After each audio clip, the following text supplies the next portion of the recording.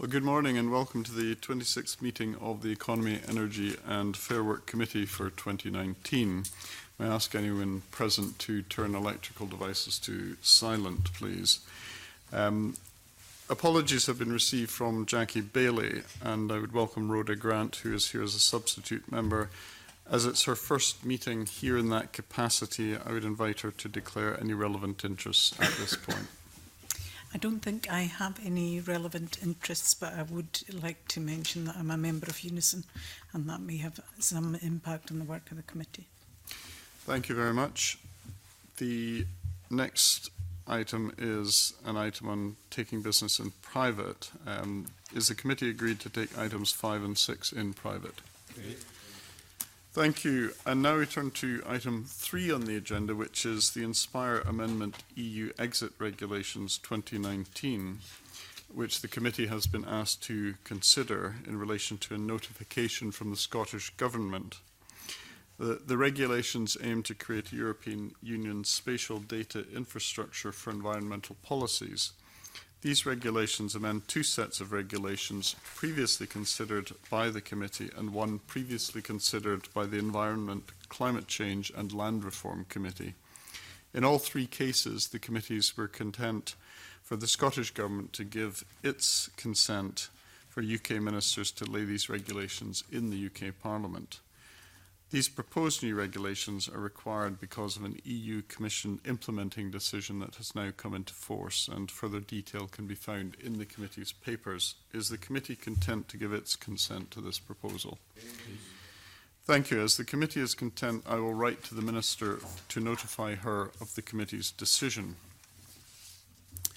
We now come to item 4 on the agenda, pre-budget scrutiny, and I would welcome our panel of witnesses for this session.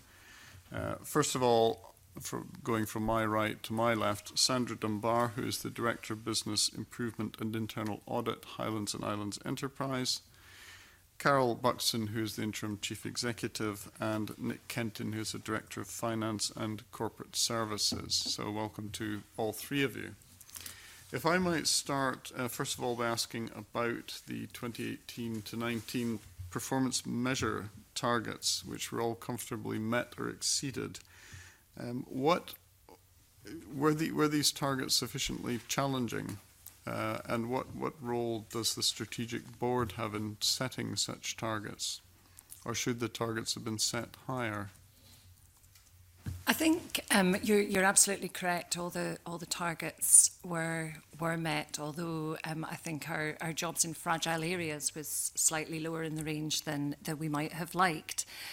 I think what I would say is that at the half point in the year, we were significantly below straight line in terms of performance against our targets. And we were thinking they would be very challenging to meet. As it turned out, we had an increase in demand in the second half of the year, and as such, we did meet our targets. I suppose with hindsight, in retrospect, we could have set more challenging targets, and I think that is something that we're considering for future years, is actually reviewing as we go through the year, and maybe if it looks as if the target was maybe not as challenging as it should be, looking to enhance those as the year goes on. In terms of how we set them, it isn't an exact science, but we do look at our carry forward commitment against the budget and the cash we'll have available, what's in the pipeline, and try and set a target that reflects that, but is sufficiently stretching. But I think obviously the second half of the year last year did very much boost our performance against those targets. In terms of the strategic board, the strategic board doesn't have a direct role in setting our targets. They saw the targets that we set once, while they were looking at our strategic and operating plan, but our own board does review our targets. And it is the request to review them has actually come from our own board.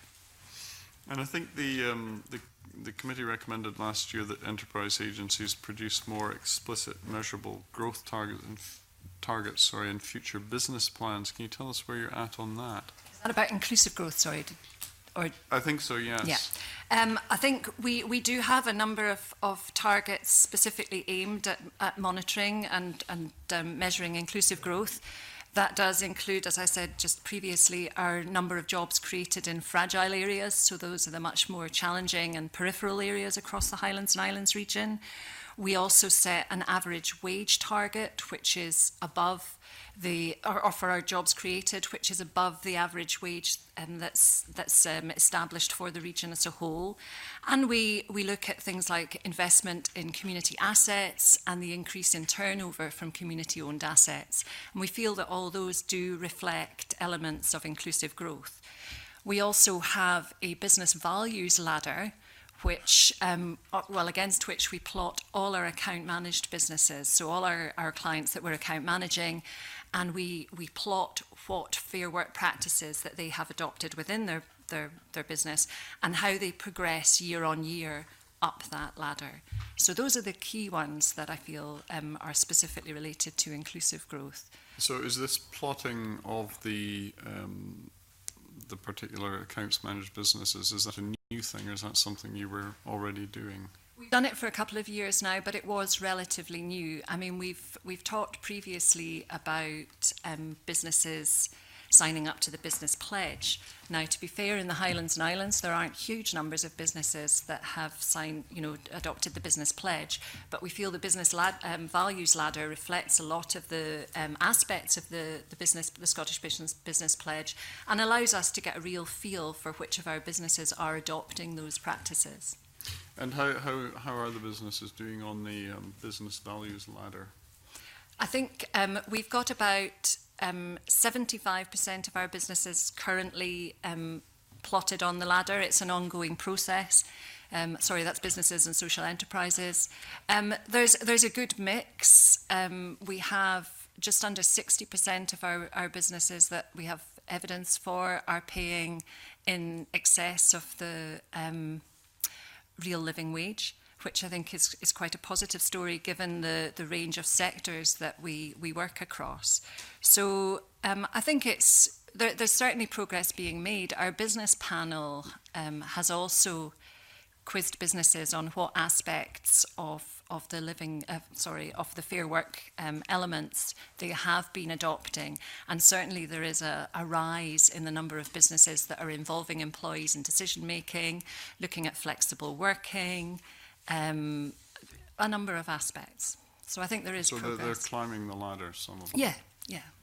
Right. I'll turn now to the Deputy Convener for further questioning. Thank you, Gordon. Good morning, Carol. I wonder, could you tell us a wee bit about the strategic direction that HIE are embracing? We know that Scottish Enterprise, who are coming up next, have pretty well announced a fairly major change in their direction of travel. They're looking more at regional development partnerships and tackling inequalities and so on, rather than what they did hitherto, focusing on the growth sectors in Scotland's economy. Are you also thinking of a shift like that, and if so, why, and if not, why not? Well, I think Highlands and Islands as a regional economic development agency has always had a real focus on people and place in its strategy. And I think, inclusive growth is really around about that. And that has always been a priority for us in terms of how we can flex our approach in different parts of our region. And, I've mentioned in a previous answer our target for measuring jobs created in fragile areas. Now, we may work differently with a business or an enterprise in a more peripheral or fragile area and offer a different basket of support to enable them to grow and develop. So I think we very, very much do have that. We have a very broad business base. We work with businesses of all sizes. Currently, we're also looking at how we can assess the impacts in more fragile areas, weighting them to see how they compare to a development in a more urban or central area. For our purposes, 2 jobs created in Coll are worth an awful lot more to that community than 2 jobs created in Inverness or Elgin, for example. So we always have had that type of approach. So maybe not such a significant change. I think in terms of collaboration and partnership, We do work very, very closely with regional partners. We have the Convention of the Highlands and Islands in our area, which is all public sector bodies, which is, you know, I suppose in a way it is a regional economic partner, because that's where all of our partners come together and try and look at what our key priorities are. We raise sort of common issues, which are quite often transport related, housing related, but what we all see as big barriers across the region, and see if we can work together to address those. Also work closely with UHI and specific local authorities in our particular areas within our region. Thank you. How do you gather in data, intelligence, information, etc., about the impact that you're making in all the disparate communities that you represent under High? How do you gather that and then present that information to people like us and to the wider public?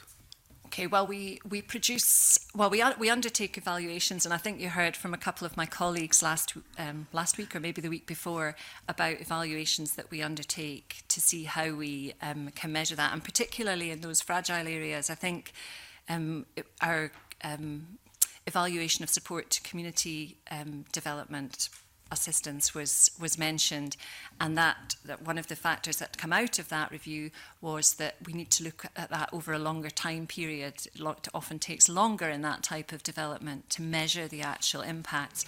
I think one of the ways we try to get across to our wider stakeholders as well is the preparation of case studies. We have quite a lot of case study material on our website, for example, or in written form, that we can demonstrate how we can offer different types of support to different organisations and what's happened as a result of that. Some of the interesting ones are, for example, the Harris Development Trust, who we've been working with for a long time. But you can see that from sort of some relatively low-level support at the first, helping them to establish the trust and doing a bit of capacity building, they've gone on to develop tourism facilities in the terms of the pontoons, which are attracting more business to the area, business units, and even looking at housing developments and other such things. So I think the case studies are a really good example because they make it very real. Lastly, the convener was asking about, you know, the targets being met and whether you should be pushing yourself more to deliver more. How do you evidence that you're doing that you're actually reaching out and you're giving yourself more increasing challenges to achieve? How do you demonstrate that to us? Well, I think probably the proof of the pudding will be in the eating. And we actually, as I said, we had a discussion at our board about this at our last board meeting, and are having another one in October.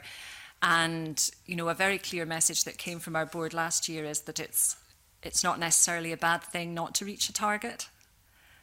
So that discussion is ongoing. I'm sorry, I'm afraid that's not a really direct answer, but we are aware that we need to... As I said earlier, it's not an exact science. We actually did think last year that our talent targets were going to be more challenging because we had a high level of commitment carried forward, which, you know, does limit what we can do in year. But we just need to keep trying to improve how we set our targets. Thank you for that. Thank you. Andy Whiteman. Thanks very much, Convener. On to Brexit. We haven't talked about Brexit for a wee while, but I noticed that Scottish Enterprise and Business Gateway, etc., have got a prepare for Brexit.scot website, which is reasonably useful. That's quite passive, though, in the sense people have to want to go and have a look there and find out if they can find what they want. What kind of active steps are you taking as an enterprise agent to engage with businesses across your region to ensure that people are ready for whatever outcome may arise? Okay. We're also a partner in the Prepare for Brexit website, and it has been a very useful tool in terms of, you know, as you say, it is quite passive.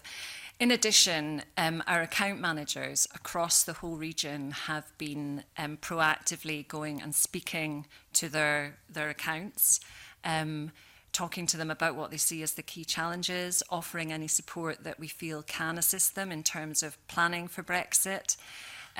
We've had some specific events around about, for example, the aquaculture sector, which could be particularly hard hit by tariffs. And we've organised workshops and events to inform and update. I think at the moment we also through our business panel, which I think you've seen evidence from our business panel previously. ask a series of questions about where businesses see the biggest challenges and the very strong things. I don't think it's you know, a surprise is, you know, access to markets and access to labour. So specifically where businesses have some specific issues, we're seeing what we can do to help them, for example, in maybe looking at how they can upskill their workforce to mitigate some of the skills issues, or access other labour from other parts of the country or the world. So some specific actions with businesses, but I think it is that ongoing conversation with our account managed businesses in particular that helps keep the intelligence that we've got fresh and identify what some of the individual businesses really need to support them directly. Okay, and I noticed that you're offering a Brexit support grant of up to £4,000. How much uptake has there been of that in the High region? I don't have the exact figure to date roughly, yeah. for but we can supply that afterwards. But there has been a reasonable uptake of the grant. I think it is a Scotland-wide, it's available Scotland-wide. And what typically are people using that for? Quite a lot is to access advice to plan specifically for certain aspects. So it has been about advice and support in the main. Okay, thanks very much. Jamie Halcrow-Johnson. Thanks very much. My main kind of questions are going to be on the funicular, but I just wanted to ask a couple of things before. In your annual report, you talk of 7.7 million of financial assistance that was written off in, I think, 2014 to 19 period, but from pre-2014. I just wanted to check, was that all allocated and drawn down monies? That was all both allocated and drawn down? The write-off amount, yeah. It was, yes. okay. So on that basis, and you've got, I think, 7,500 for the 2014 to 19 period, how much would you expect that to increase in terms of monies that you're required to write off? Well, that will come in future years. I think just to clarify a little bit about the 7.7 million figure, that was all the write-offs during that 5-year period, and you know, some of them dated back a significant length of time. The earliest one was originated in 1998, the bulk from 2007. So the total period of loans and grants and loans awarded in that period, we could, again, we don't have that figure to date, we could get it for you to give you an indication of a percentage, but the 7.7 does relate to a very long time period. I think it is difficult to, sorry, was the question in terms of the At the moment, the figure that you've got for that period, 2014 to 19, is 7,500, of which I appreciate the assistance awarded in that period, yeah. But I imagine you would expect that to increase probably significantly in the long run. Well, I would expect it to increase, but that would be in future years. I think I would be pushed to put a figure on what I expected it to increase to. What I could do is, if it's of interest, is to try and relate that 7.7 million to the total value overall in the years where it was expended, to give a kind of a trend. That'd be useful. Just another quick point on in your support information you gave to us for this pre-budget scrutiny. You look at, I think it was table 1 talks about financial assistance committed, and then there's financial assistance drawn down. The 2014-15 figure, there's obviously quite a large discrepancy. 42.1 million allocated, 8.1 drawn down. Now, I appreciate money can be drawn down over a period. Is there any limit to that period that money can be drawn down once it's been allocated to a company? Well, yes. We do tend to try and work with companies. There are some developments that obviously do slip. I think the figure for commitments in that year were particularly high because we had a large number of very significant projects in that year. You know, I think there were probably about 7 or 8 projects which were well in excess of £1 million, and some of them in the multi-million pounds. I think it was also the last year that we were able to award assistance to large enterprises. So to be honest, there was a little bit of a push from some businesses that knew that was going to be their last opportunity.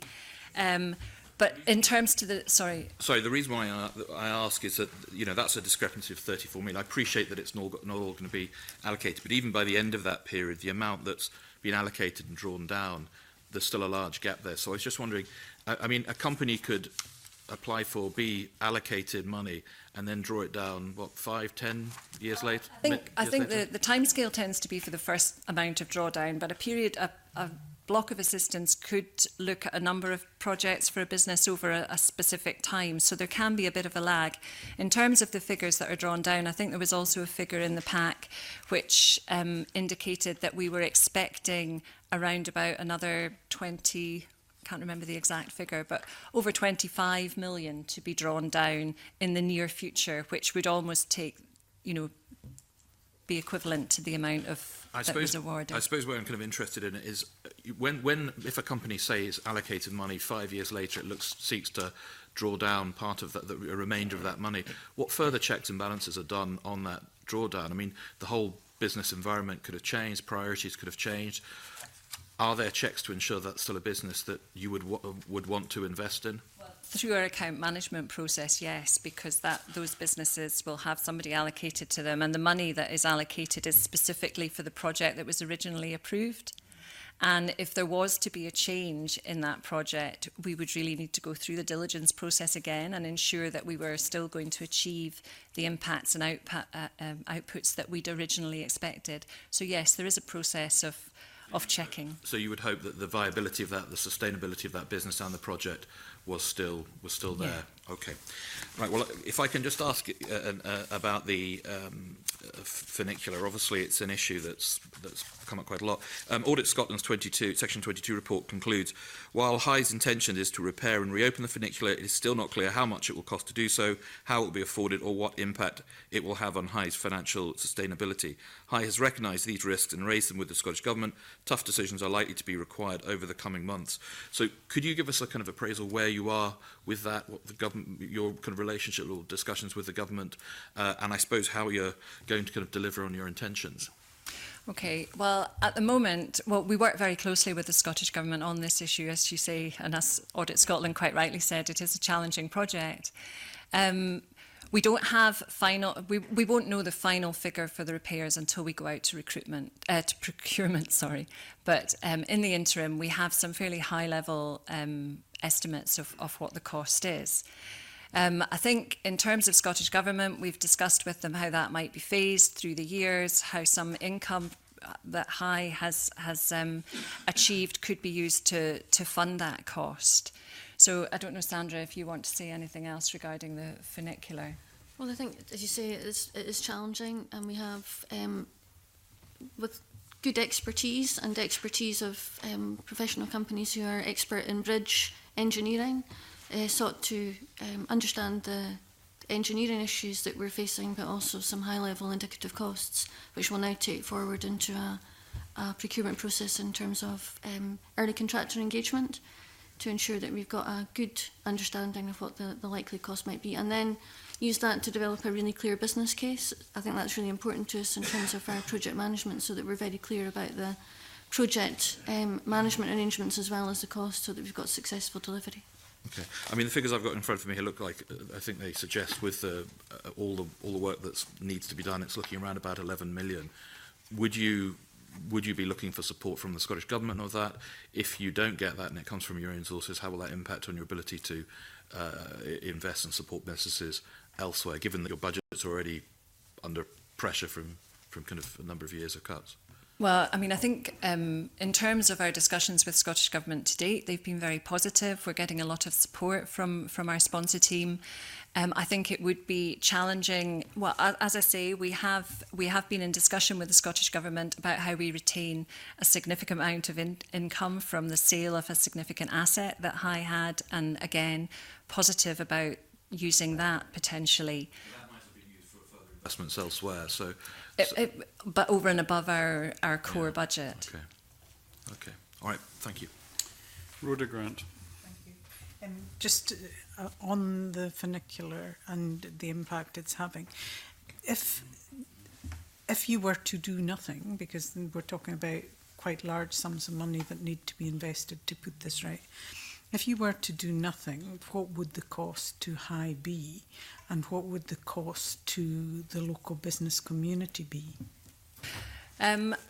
Well, I think, again, we've got relatively high-level costs. You, Rhoda, will be keenly aware that when the funicular was built, there was a Section 50 agreement with our partners, which means that if the funicular is out of operation or ceases to operate for a period of time, and there are no plans to repair it, it does have to be removed from the hill and the hill reinstated to how it was before the funicular was built. That cost is, currently the estimates of that cost are significantly in excess of the cost of repair, and we also need to look at the full life cost. Again, last year we had a significant piece of work done by the SE Group, who are international specialists in mountain resorts. They've said that the funicular really is fundamental to the all-year-round offer at Cairngorm. It offers access to the top of the mountain for people of all ages, sizes and abilities. If we didn't have that, it would have a significant impact on the ability of the mountain to attract visitors. So we're looking at economic impact work at the moment, which establishes just what the impact of Cairngorm Mountain is on the wider economy. I think, again, you in your discussions with the local business community and others will realise how important they see activities at the mountain and the ability of the mountain to draw visitors into the local economy to other local businesses, particularly in that Aviemore Glenmore area. So I think the cost of removal is significant, but I think to replace the funicular with other uplift is something that would, the SE report gave us some examples of what an improved uplift would cost, including a working funicular, and that was, again, multi-millions of pounds. But to develop a really sustainable year-round offer at Cairngorm, we see the funicular as a key component of that offer. And I think Andy White wanted to come in here. Thanks, Convener. And on page 91 of your accounts, under sections table 16, provisions and other charges, you have a figure of 9.581 million for construction costs.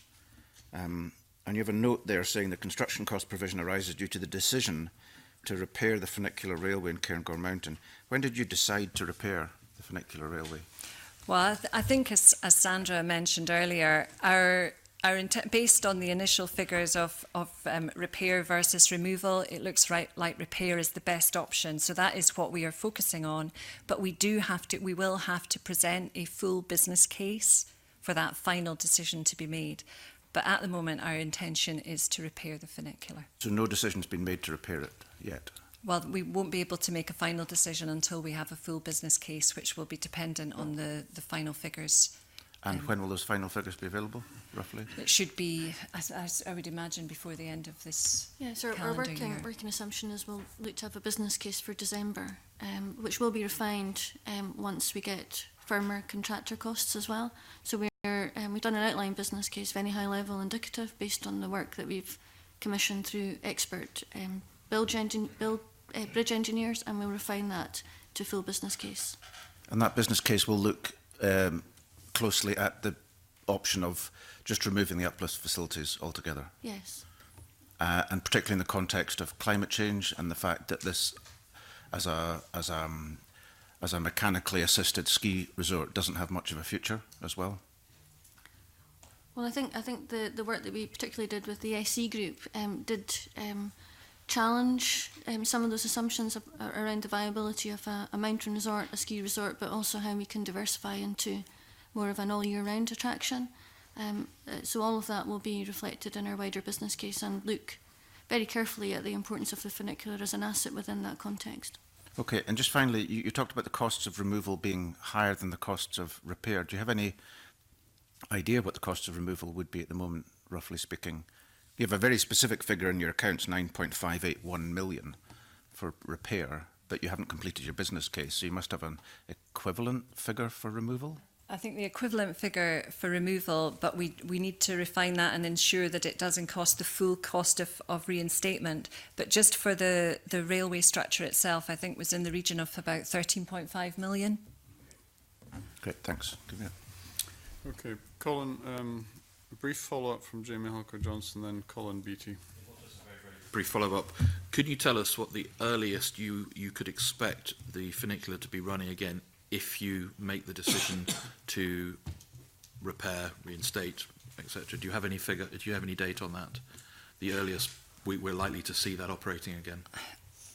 I think it's certainly, there's nothing going to be, the funicular will not be back in operation in the coming season. If everything went according to plan and there were no hitches with weather, contractor mobilisation, I think the earliest it would be back in service is for the following winter season. Thank you. But that is with... What could possibly go wrong?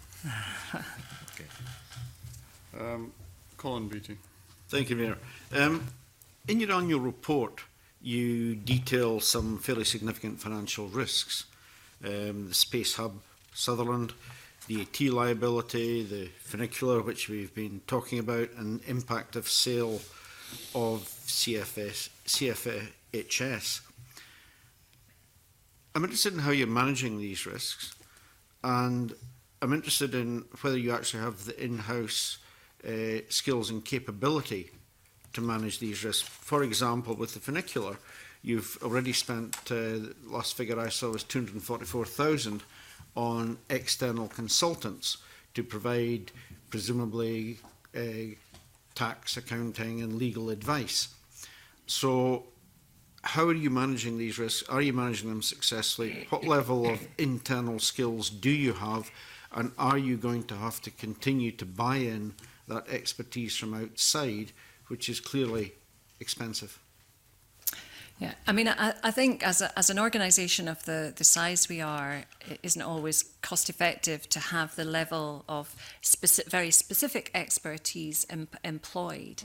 I think in terms of the high risk projects, you're absolutely right. We are buying in additional expert advice for Cairngorm in particular, and I think that's right and proper. In terms of the Space Hub Sutherland, again, that is a very unique project. It's the first time it's been done in the UK, and in fact, the model for a commercial spaceport is fairly unique internationally. Most other spaceports most other spaceports have some kind of government support, either through operation or launch. So I think within High, we do have project management resources to manage these projects, but I do think we will continue to buy in expert advice when it is appropriate to do so. What level of internal skills do you actually have? I mean, obviously you buy in expertise for specific projects, but there has to be somebody within the business who has the skills to manage all that and to identify the risks and to identify the people that can address these. Do you have the skills to do that? I believe, yes, we do. We have procurement advisors, we have legal, we have good quality project managers, but part of their role is to recognise when we do need to go externally for additional support. Has there been any sort of budgeted figure for the coming year in which you're going to have to spend money on this support? Well, we have leaving aside the funicular, which we've got some figures for. Okay. Well, we have framework contracts for procuring some of the expert support, for which we have amounts budgeted. I think what it's not always possible to budget for in advance is when something does arrive, like a funicular problem, which is kind of exceptional, and we have to approve additional budget for that. I'm not sure if either Nick or Sandra want to comment on that. Well, I think we do really seek to make sure we've got good, intelligent staff intelligently making decisions around project management, legal issues, and drawing on some lessons learned. But we also have established, as Carol said, some framework agreements where we can easily access some of those external expert resources that would supplement our own intelligent customer knowledge.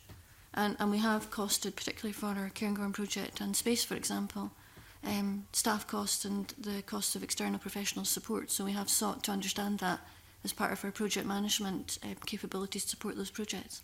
For example, what sort of figure are they coming in at?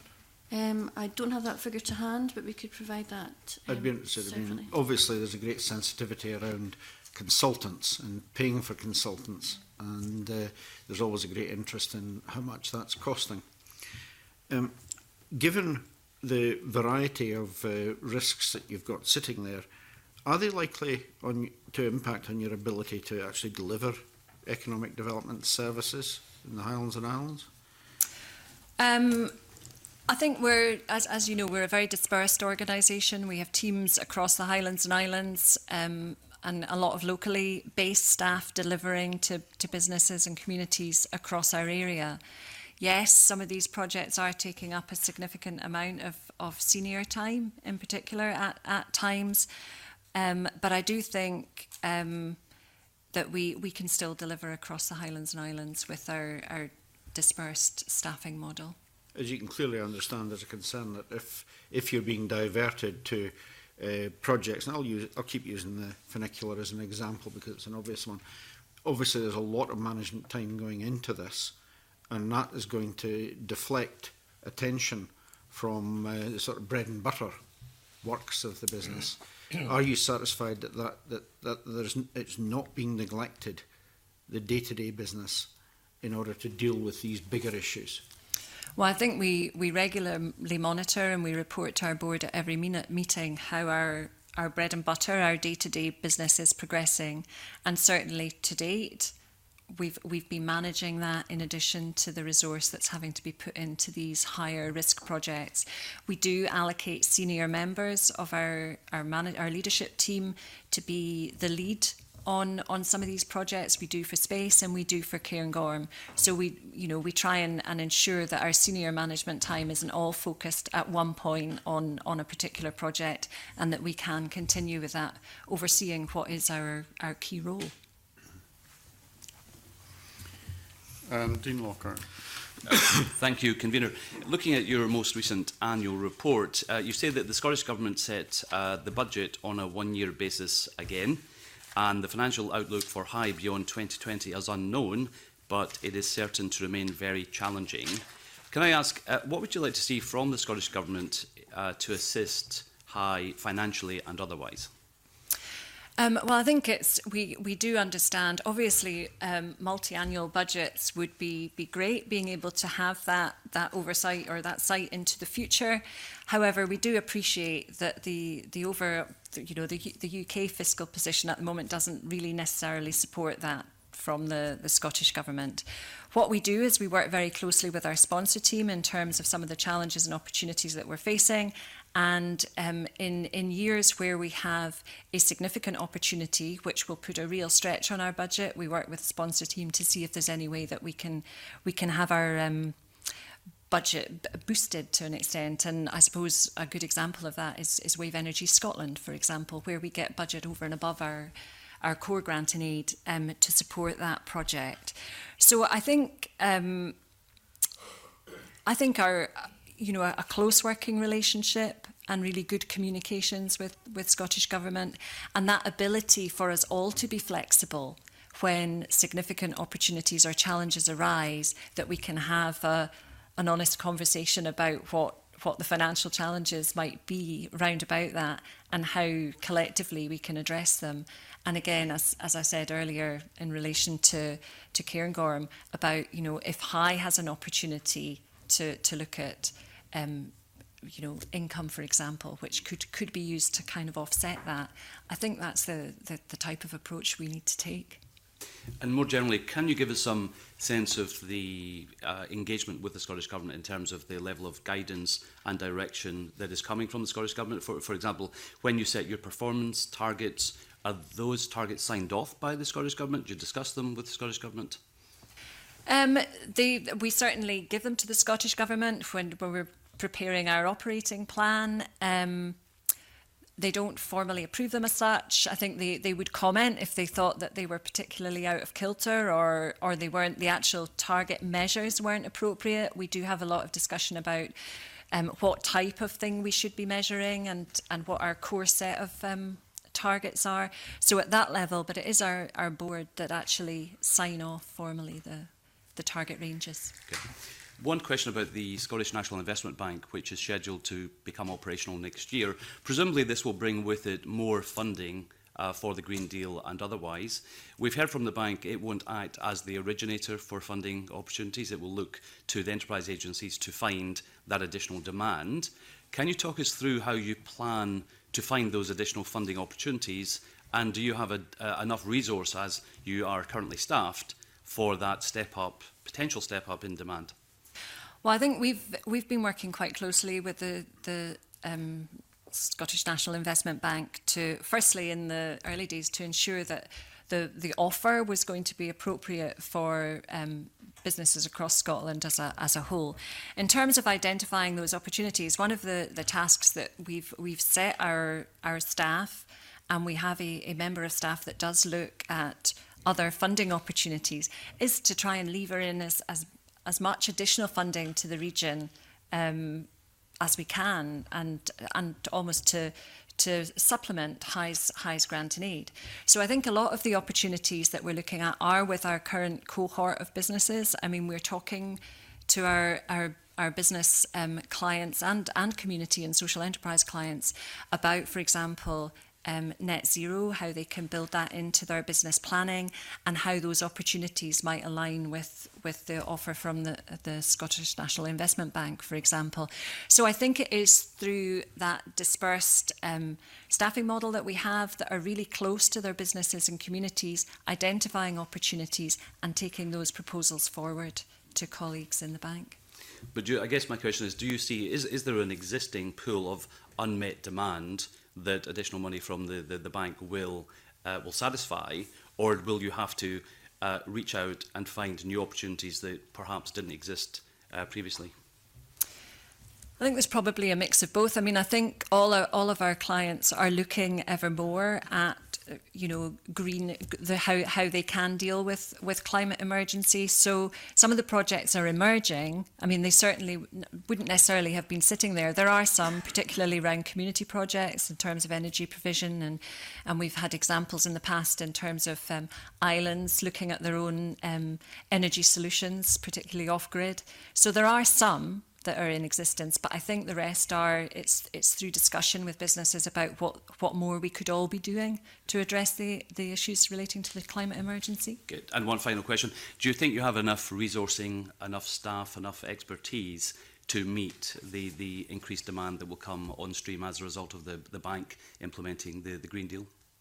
Well, we've already recruited one additional staff member looking specifically at some of those funding opportunities and working with the banks, and our senior managers within High are also working closely with the bank. So I think it's about developing and adding to the knowledge of our current staff, but also working with others, colleagues in the bank, for example, and working collaboratively with them, I think should be the key. Thanks very much. Thank you. Richard Lyle. Good morning. If you drive around Highlands and Islands, you see signs that say partly funded or funded by the EU. I noticed basically you've had about £30 million over the last number of years from the EU for funding from the EU, and last year was nearly over 3 million. How is further funding going to affect you if we come out the EU at the end of October? Well, I think obviously losing access to EU funds is a challenge. We have been, and I think it goes back to what I was just saying in answer to a previous question about looking at all other alternative funding sources as well for the types of projects that we want to take forward. I think we still don't have an awful lot of detail on the Shared Prosperity Fund, which is aimed at replacing that European funding, and we've contributed to a number of consultations and input to various evidence sessions around about the Shared Prosperity Fund as to how we see it should should work, and that's about addressing disparity, which is particularly relevant in the Highlands and Islands. So I think for us, it's already work that's in progress about how we can tap into other sources of funding to try and supplement what will not be coming through from the EU. We're also looking at some of the cross-border programmes and collaboration programmes that we may be able to still access with partners within the EU.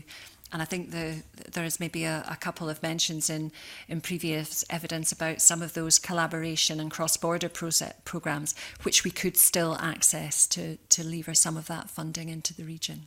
Right, I've got a couple of questions, but one of the things that I noticed that you were delaying your payments of bills during a 2-month spell because of exceptional pressure on your cash flow. You abandoned the usual adherence to the Scottish Government's 10-day prompt payment policy and went to 30-day, and that was partly due to spending nearly 6.65 million on the Orkney Research and Innovation Campus. And I know you've likely spoken to there, have been questioned by the Public Audit and Post-Legislative Scrutiny Committee. Are you back on track? Yeah, we are now. There was a period, as you quite rightly point out, where we were still within the 30-day period but weren't meeting the 10-day target, and that was a cash management issue. But Nick, is there anything else you want to say on that? Yes, we're catching up on the shortfall with both EU and ORIC, so we would expect our performance to increase this year. Yeah, there's several £1 million outstanding to creditors. Is that all squared up? The amounts which were outstanding at the time would have been squared up, but clearly we'll have had... OK, I'll not concentrate on that. Okay. Basically, in regard to regional selective assistance, what regions, sectors, communities have benefited most from regional selective assistance in the Highlands and Islands? Have you got a breakdown?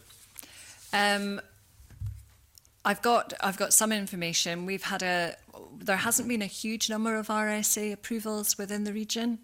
The sectors that have been involved, we've had a couple of projects in the sort of port infrastructure supporting oil and gas and other marine activity and life sciences. But the number of RSA approvals isn't huge.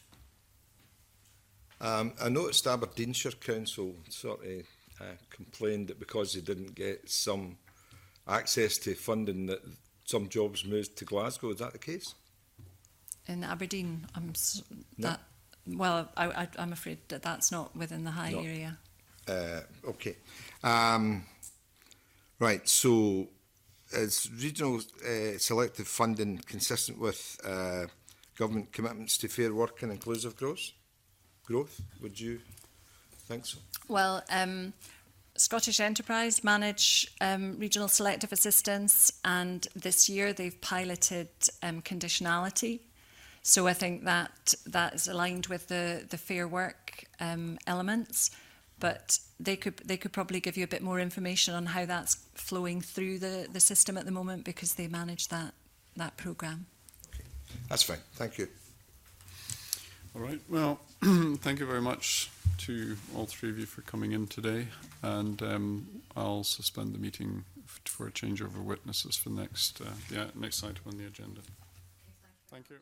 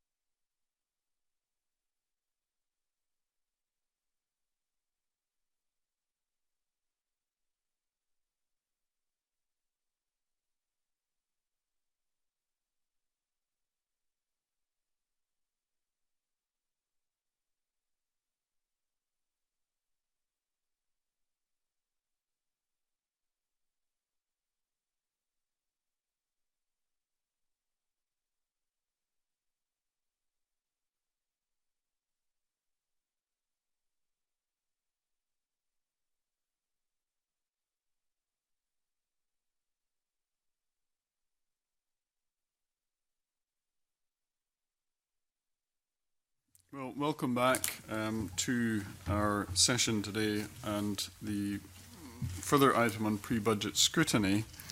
I'd like to welcome, first of all, Linda Hanna, who's the Managing Director of Strategy and Sectors for Scottish Enterprise, Steve Dunlop, Chief Executive, Douglas Colquhoun, who is the Director of Finance, and Jane Martin, who's the Managing Director of Business Services and Advice. So welcome to all four of you. If I might start with, yes, sorry, welcome to all four of you, and if Steve Dunlop could make a brief opening statement. Thank you very much, Chair. Last year I was just fresh in the post, and therefore a year in and a year later I wanted just to mark, I think, what has been a very busy, very successful year for our organisation. And I just wanted to pick up some of the main points and some of the emphatic shifts. First of all, it's a huge thanks to Douglas and the whole team on the annual report and accounts, and I'm certain through questions we'll go through some of the key outcomes from last year's performance. And we did that against a year with very, very significant change in the organisation. We launched, as you will know, through the summer, Building Scotland's Future Together, which is our new 3-year framework with a 1-year plan integrated within it. And that, as I say, articulates quite a significant change for the organisation. The changes for me are predicated on, number one, Scottish Enterprise not only being an organisation but fundamentally recognising that it's part of an economic development system for Scotland, and therefore we now partner, collaborate, share in a way that is responds to what does Scotland need of Scottish Enterprise rather than what are we prepared to give it, and that is really important for the whole system under the guidance of the Strategic Board. And there are 3 pillars to what we do to try and clarify what is a very complex business in our organisation and has huge depth and spread across Scotland. So we wanted to articulate 3 pillars upon which we operate. One is international, where we will redouble our efforts in relation to foreign direct investment, building on an excellent track record for Scotland over many years. We do not want to drop the ball on that, but we will review how we can do better. Secondly, an exporting nation was created in, this year, and again our people and resources and capacity will be directed at redoubling our efforts and performance around the export agenda. But we want to reach in and do more around attracting capital to Scotland, and that's both in human terms but also in financial terms. Our business base tell us they are worried about retaining talent and attracting talent, and we need to be there to support that effort. And finally, we have a huge resource internationally in terms of our talent base, our global Scots. We want to do significantly more with that community, indeed expand that community. And in order to do that, we want to do that with partners and agencies across Scotland, including the chambers. So for us, international is really important given the circumstances that we face in relation to Brexit. The second pillar, again, is an emphatic shift for us in terms of being an economic development agency. That sounds straightforward, but I think we want to not just support businesses but play our full role in Scotland's economy, particularly as all of Scotland has regional economic partnerships of one shape or another. It is important that Scottish Enterprise deploy ourselves into those regional partnerships to make sure that our people, our resources, our insight, our talent are utilised by those partnerships with a perspective to bring to Scotland regional investment prospectuses that can add up to a national prospectus that then Scotland can compete on a global platform. And there are particular communities under that economic development pillar, which Linda leads, that we really want to focus on, and that's strategic relationships with our universities and colleges, and in particular bringing together the entrepreneurial community. And the third pillar that we'll concentrate on, which Jane leads on, is around business support. We are not taking our eye off the business community. What we want to do, again, working as a family and in concert with the whole system, is to provide digital platform, a single entry point driven by the Enterprise and Skills Review, a place where all businesses can come through that portal and be shepherded to the organisations that will be able to provide the best bespoke resource to them. And indeed, over time, we want to begin to deploy grants through that platform platform. And in doing that, it will do two things. One, free up our human capacity to be able to be deployed to support the businesses that need it most, and also allow us to shift to being, instead of passive and waiting for businesses to come to us, we can begin to look for talent. We can begin to excavate that talent where that digital platform allows us to do that through insight.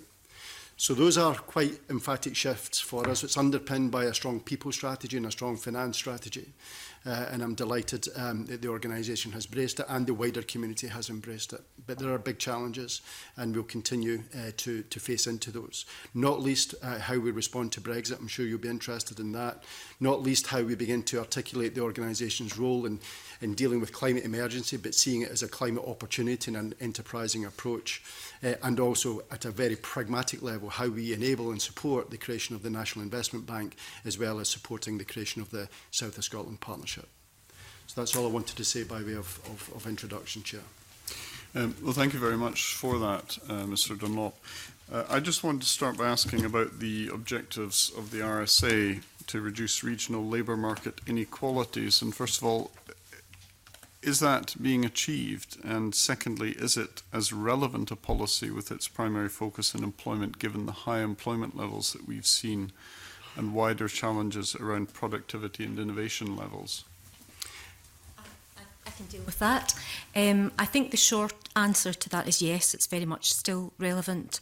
Obviously, as you say, RSA was established many years ago in order to create and safeguard jobs in selected areas, those that are less prosperous, based on employment rates and GDP per capita.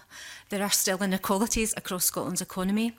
We still need to stimulate the market to invest in those cooler areas of the economy. And when you look back at the last 5 years, in spite of lots of changes to RSA, something like 80% of the jobs that have been created through that investment have actually been in those areas. And over 90% of the capital investment stimulated has been in those kind of cooler areas of the economy. So I think it's very much still relevant. I actually think going forward, looking at the whole area of inclusive growth, we could potentially go further, and we're considering as an organisation, how do we use incentivisation across Scotland's regions? We haven't quite got the answer yet. I'd be interested to see some of the committee's findings. I think that might be helpful to us. But could we and should we go further around Scotland's regions so that we are stimulating investment in those parts of Scotland that badly need it? I think you'll have seen from some of the evidence over the past 5 years, we're looking at over 17,000 jobs across those parts of the economy, and as I said, 1 billion of capital investment. The other thing I would add is while RSA was obviously very much about regional selective assistance, SMEs right across Scotland can benefit from this scheme. It's a lesser level of intervention rate, but SMEs right across Scotland can benefit from it as well. And the final thing I would add is, while RSA is a really important tool, it is one tool. And what's really important is the overall offering that we can provide, working very specifically with individual companies, understanding their needs and the opportunities, and thinking about what parts of our toolkit could we use. So RSA is approximately 15% of our overall grant portfolio. Something you talked about innovation. Our R&D grants is 35 to 37% of our portfolio. So I think in the round, we've got the right tools, and we use them as we see fit, and what's going to ensure that we get the maximum impact for Scotland's economy. Right, I think Rhoda Grant may have further questions on this topic. Yes, thank you. I want to ask whether RSA funding is consistent with the government's commitments to fair work and inclusive growth. Yes, and I think obviously from the start of this year, we now will not entertain any grant funding for companies that aren't paying the real living wage. We will not put any funding into zero-based contracts or anything like that. So I think absolutely.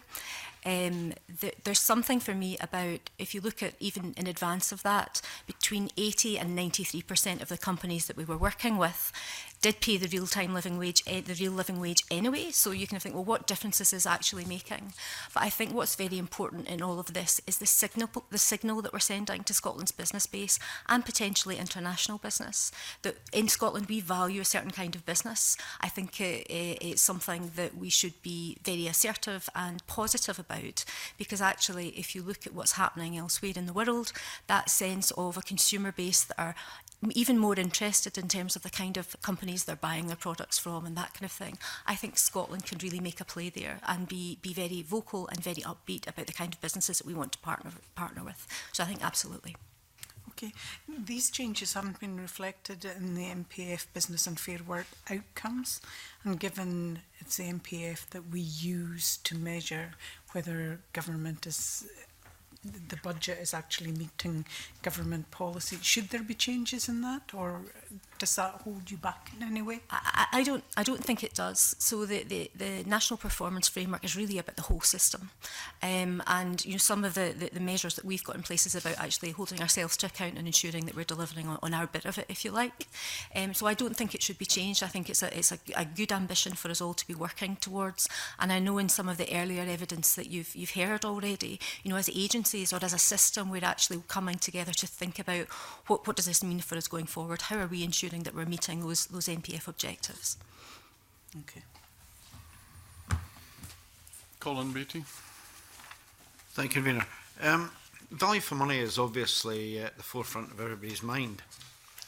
How do you monitor value for money with RSA jobs? So I think there's three different areas in terms of value for money. One is leverage. So RSA, at its maximum, we're putting in 30% of the costs. So we're getting really good private sector leverage for Scotland's economy, 70%.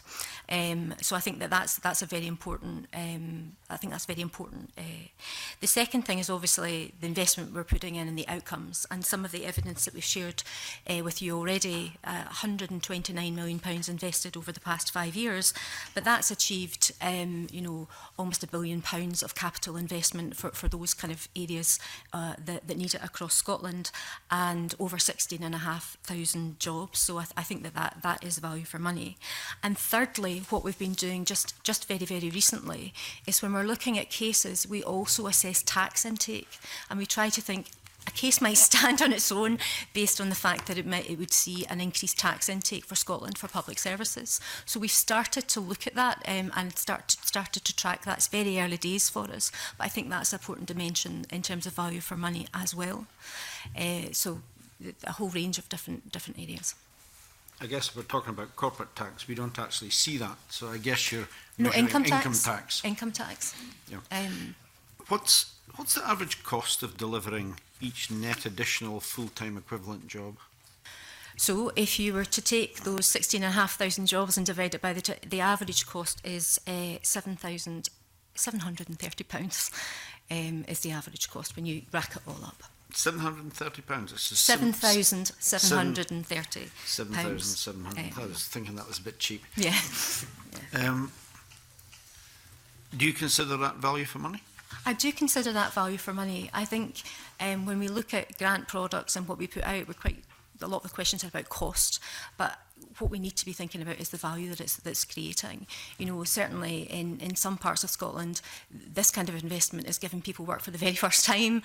It is giving people quality work now with the kind of real living wage dimension that we've brought in. So I think that is value for money. And if you were to, we've never actually done it, but if you were to think about the reductions in other parts of the public sector as a result of a good job, what does that rack up to as well? You know, less costs in terms of health and, you know, other kinds of things, social security and other things. So I think that's very good value for money. Job creation is very important, but equally important along with that job creation is the fact that the jobs stay and that they're not just short term. Over what period do you monitor those jobs to ensure that they are still in place? So that will depend on the amount of money under what kind of stated regulation we've invested. But I would say on average you're looking at between 5 and 7 years. That's the length of the project and then what we condition the grant for. So for SMEs that tends to be 3 years after the project end, and for large companies that's 5 years. So I'd say between 5 and 7 years.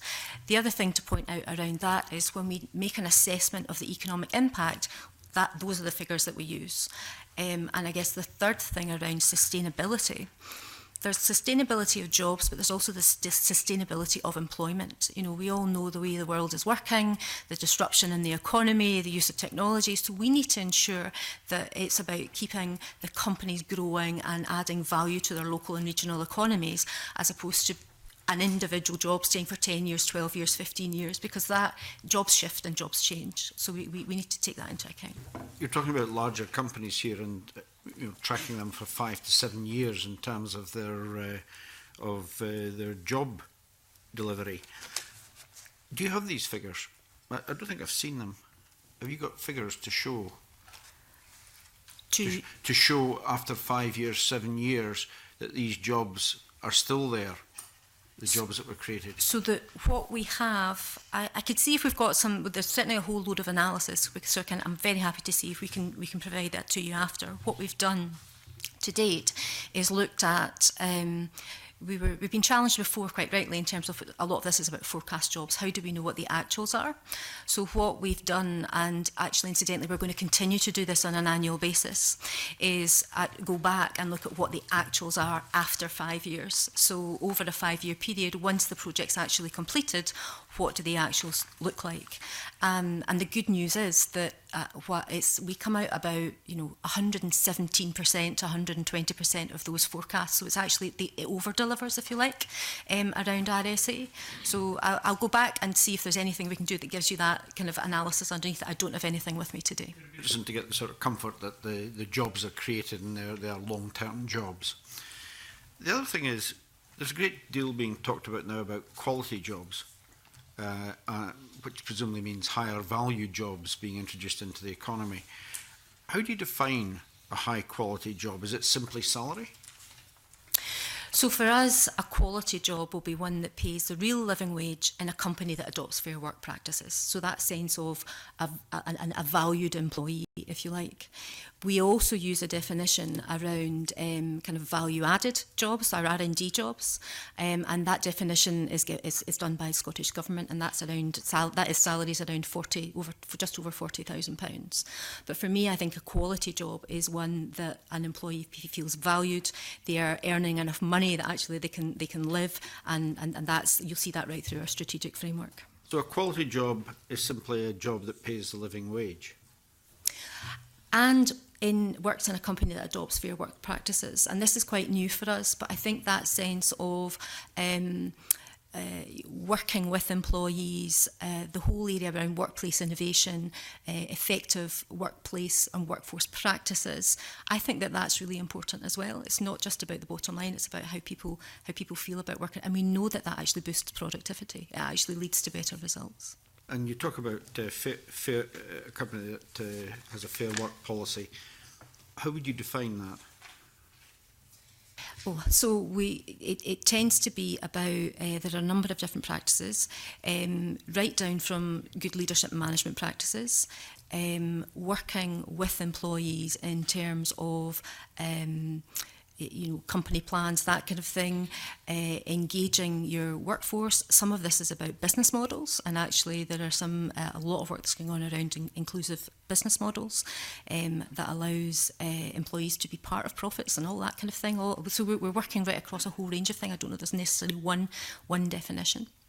But things like good leadership, I mean, you're into a different definition again. I mean, what is good leadership? I mean, that's very subjective.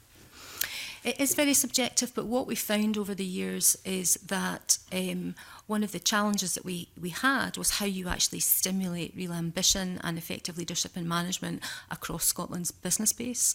And we implemented a number of programmes to do that. And actually, you're not going to go into a business and say, we think you need leadership development. So that's not how we would approach it. But what we found is that when we were investing and working with leadership teams and management teams, it had a massive impact on the company. company in terms of both their profitability, their ambition, their willingness to try new things, their willingness to go into new markets. So like most organisations, a lot of it comes from leadership, but it needs to be a whole plethora of different things and a holistic approach depending on the business. So I don't think there is a kind of cookie cutter answer to this. I think it depends on the business itself, the stage that they're at, and what the opportunities are. Just to move on to a slightly different aspect, previous evaluations of RSA have shown positive impacts for employment, but little, if any, impact on productivity in the firms. Now, you're doing a current evaluation, which the study should indicate hopefully improvements in productivity. Do the findings so far indicate that? Are you measuring that? Well, productivity actually is quite difficult to measure, and we tend to use proxies. This is a job-related programme, so you're right, we would tend to monitor and evaluate those particular impacts. We've got other programmes around Scottish Manufacturing Advisory Service, sustainability, that kind of thing, where we'd actually measure things like process improvements and reduced time and those kind of things, which are proxies around productivity. We wouldn't be looking at that through this evaluation. It is about the job impacts and the consequences of that. You're not actually measuring productivity in the businesses? Not through this particular evaluation, no. As I said, but this is one tool in our armoury, if you like, and we would use productivity measurement across other things. But I mean, if we're just using salaries and FTE, that's a fairly crude measurement as to success or failure. I mean, I would expect a business that's got a good business model, that's taking people on, expanding its business, to be focusing on productivity. And it's possible to evaluate productivity. I think that's absolutely... Hannah was indicating she might want to join this particular aspect of matters. Thank you very much, Convener. I didn't want to kind of jump Sorry, in and interrupt. We're getting into a debate there. Not at all. It's always difficult to know when to come in. So I guess what I wanted to kind of add to that is, you know, Jane made a point about this is one of a many of armoury of tools. It's a really important tool. But increasingly the work that we're doing around working with businesses around, Steve mentioned about where the economy is going, exporting and particularly R&D opportunities, particularly in terms of how we play that out in a global stage, is really quite important. And RSA, increasingly we see that we blend that with other things that we do, including our investments that we put into companies, the work that we do with SMAs and other things. So what that does do in the round is look at exactly as you said, the drivers of productivity. So there isn't a single measure of productivity, but the drivers of productivity around, you know, things like the jobs that we've talked about, but certainly things like export levels, the return on investments, new products that are coming through from the companies, and looking at what's the trajectory of that company, where is their kind of top line growth, where is the profitability, how is that being used in the company in terms of the employees, the workplace practices. We look at all of those things in the round, and what we tend to do is talk to the company about their growth plans, we talk about the value, and then we talk about how a suite of things are actually going to help them to do that. So it is about fair work, absolutely, it's about living wage, but it is about high value as well, and it's about thinking very much about your point around sustainability. Where is that company in a global marketplace now, and what else can we be doing to support them to do that? But one of the early signs of problems in a company is when productivity per head starts to drop. And surely that is something you should be measuring, because they can still have increasing exports, they can still be increasing turnover and so on. But if output per head is actually dropping, then there's a long-term problem that's going to hit the company. I think that so not through evaluation, but I think we probably do that through our engagement with a company. So when we're sitting down with a company, we're looking at, as Linda said, we're looking at their plans. Even when it comes to anyone drawing down a grant, we are looking at their turnover, their accounts, we're having conversations with them around those kinds of aspects of it, and having those conversations. So you're right, there will be signals, but they wouldn't be necessarily through the evaluation work that we're doing. It would be based on the kind of our individual company engagement. It just seems like a very big gap, because there are different ways, according to the type of company, of carrying out an evaluation of productivity. Some of them are quite crude, but you could even be as simple as take turnover versus FTE, and it seems fairly straightforward. Some of them need more sophisticated metrics to come up with a productivity. There's work underway, and I would be I don't have the information in front of me, very happy to give you more information on this. There is a lot of work that we're doing, actually taking lots of our diagnostic tools and coming up with a productivity diagnostic. So working with companies, what are the indicators, how does that look like, what does that look like, and what are the implications of it, and building that up over time, so actually you're able to work with companies to say, companies in your shoes are showing these kinds of indicators, you're up, you're down, what might that mean for you? So there's work underway around that, and I think that might answer your point about signals and what does that actually mean. I would suggest that from what I've heard from you, there seems to be a slight deficiency in the way that productivity is being used as a tool for the health of the company. It's just my opinion. Okay. Deputy Convener. No, Thank you. Steve, you mentioned there's a significant change, of course, in the whole strategic direction that you're deploying. Could you give us a little flavour of what the underpinning reasons for that are? I personally welcome it. I've been a member from Ayrshire and representing Kilmarnock and Irvine Valley. So I'm quite excited at this change in direction. But could you give the committee an outline of what's caused this change? And I do note that one of the former chief executives don't think it's a successful change of direction for you, and that it might in fact create the conditions for more disappointing in the future. But so could you outline for the committee your reasons for changing this direction? And I will, yeah. Just over a year ago, we consulted deeply, internally, externally, across the whole landscape, with our sponsor team, with government, with the chief economist, with local authorities, with universities. And the messages were clear to me that Scottish Enterprise, in focusing on key sectors and key businesses of a certain scale, had meant that we had disconnected ourselves from the rest of the economic community. People were very clear about that. People wanted us back in those places and wanted us to play a full part, whether it was a regional economic partnership, whether it was in collaborative work. So when we did a scour of the policy landscape, looked at our contribution to national performance framework, we believed that our new approach had to be, again, part of a system. It had to be rooted in collaboration and partnership across all these pillars that I talked about. That is not to say that we are going to diminish our support for businesses, and therefore I just do not agree with the observation that we are creating the conditions for disappointment. That's not what I'm sensing every single day. People are glad that we are back in participating and partnering in those areas. So I'm completely in the space that the new framework, the 3-year framework, the 1-year plan is absolutely in the right direction. And we have a long way to go, but I'm very comfortable that that is the right direction of travel. You mentioned that there's very much an international focus and an export focus and so on. We do know that half of Scotland's exports currently go to the European Union. How are you going to protect and maintain that, given the political situation that we're facing at the moment? It's an excellent question. We are and have been for probably 3 years beginning, really working intensively with our business base about how to protect their current markets, but also importantly, how to begin to expand into others.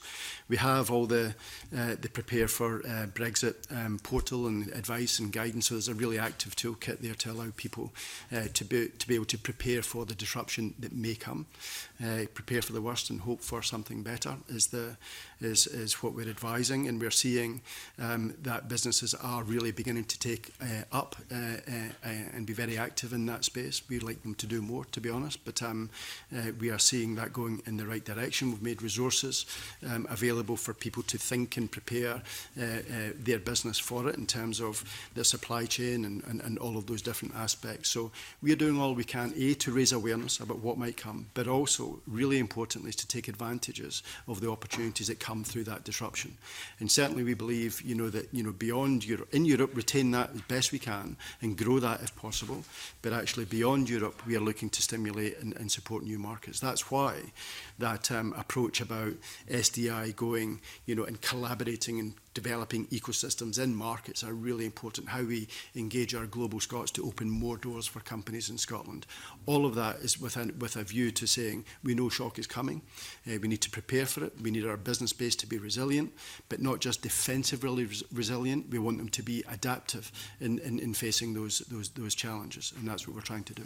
And lastly, for me, Convener, how do you see that approach working more locally, for example, with Ayrshire, with regional partnerships, with the growth deals? Is that an intrinsic part of your new approach to be working at that level to help deliver this? Yes, this is entirely a partnership approach, so working with local authorities and business gateways. This is a whole system response, and that prepare for Brexit, which we are heavily involved in and chair, is a multi-agency and multifaceted approach. So it's a whole team effort. Everyone is in. So this is not an organisational response.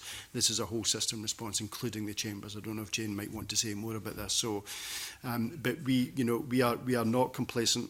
We are working hard. Our staff across government and across the whole family will be deployed into that space, and depending on how deep that impact is and how long it goes, then our organisations will be agile and respond accordingly. Thank you. Dean Lockhart. Convener, I would like to talk about demand stimulation in the economy.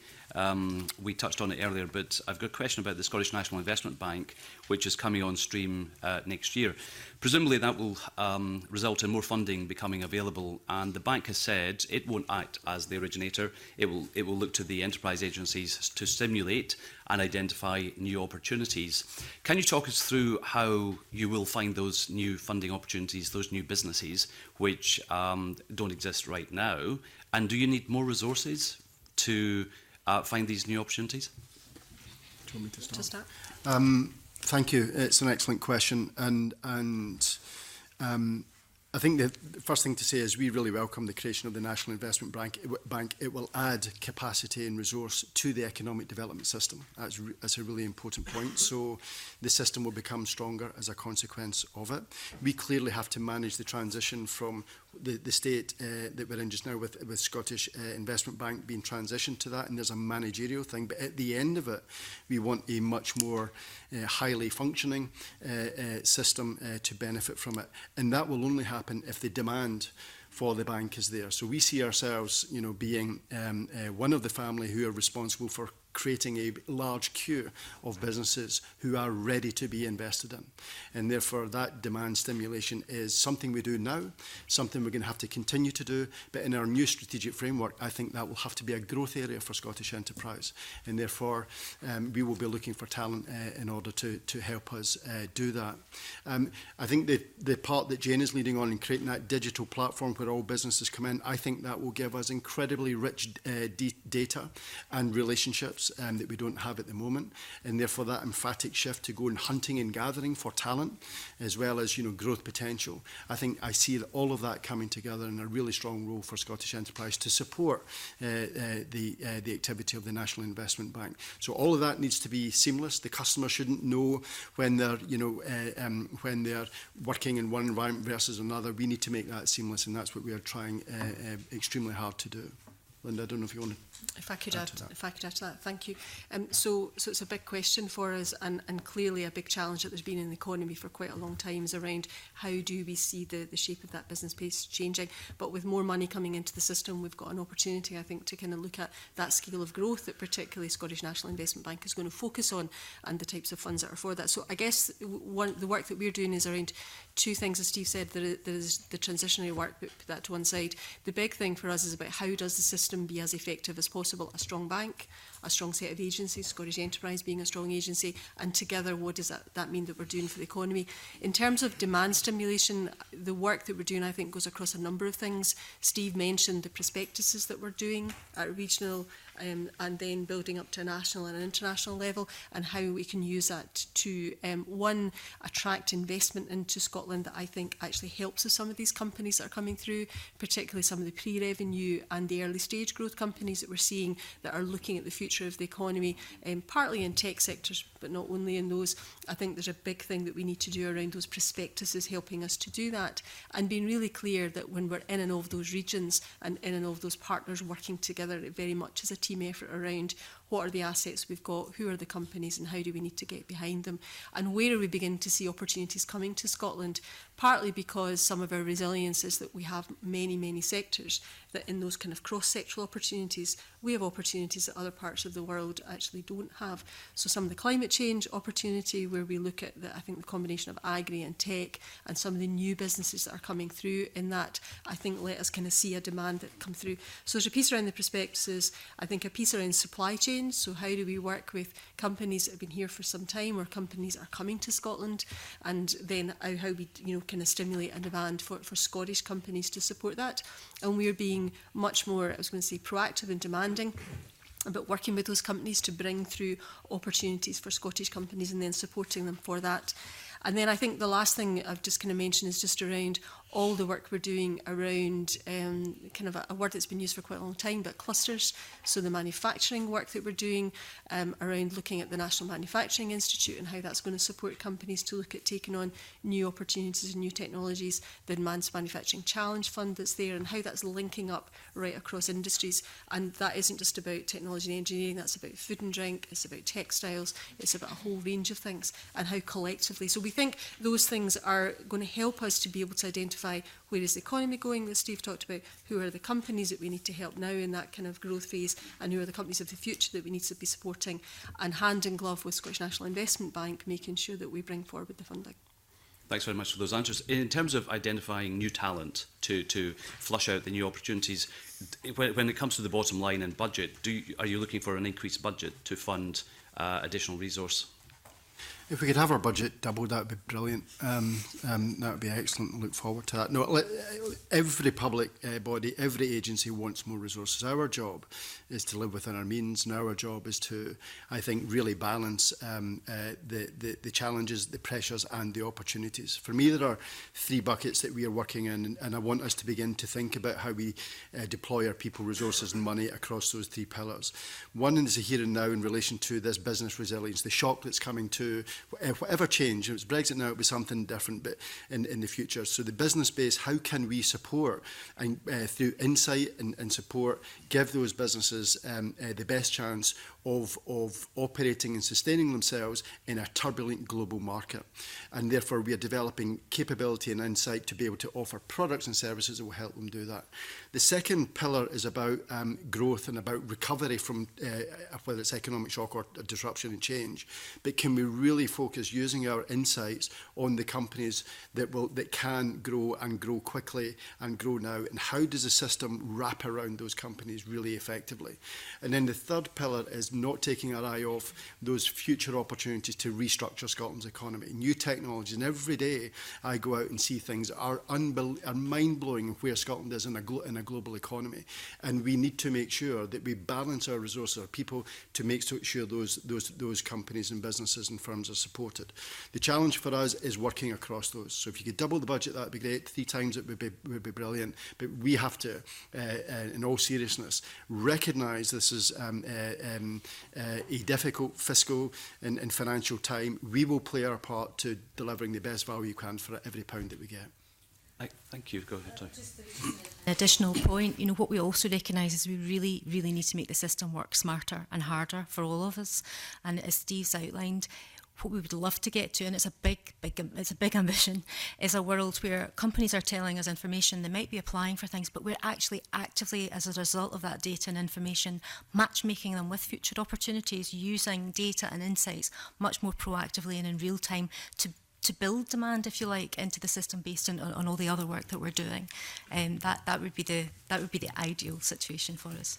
Just a question on risk appetite. If there is, if I may, convener, if there is pressure to fund a wider range of companies out there, that might mean you have to take a bit more risk. You go higher up the risk spectrum. Is that something you've discussed with the Scottish Government? Is that something as a policy matter you're willing to take more risks?